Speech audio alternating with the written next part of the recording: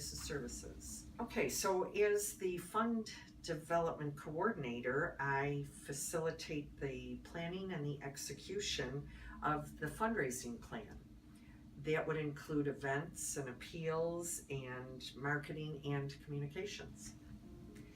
I've been here close to 10 years. I actually started working here as a volunteer, and the reason I started volunteering here was because I called Crisis Services at one point several years ago.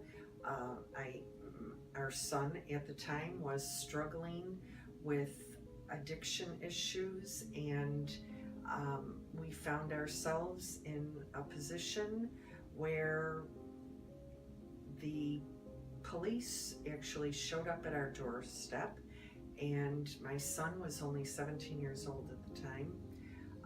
We had no idea the extent of his addiction problems at that time until the police got involved. And when they showed up at our doorstep, I was not prepared for this and was facing a full-blown crisis.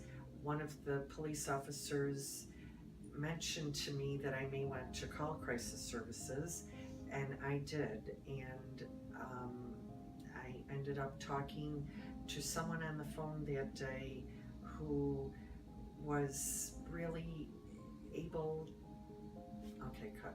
So the person who answered the phone that day was a godsend and talked to me in a way, obviously couldn't solve my problems, but talked to me in a way that was reassuring, empathetic, compassionate, everything, and actually got me through that moment to the next moment. And as horrible as things were at that time, I did think to myself that if I were ever to be able to get through this, that I would want to be able to do that for another person.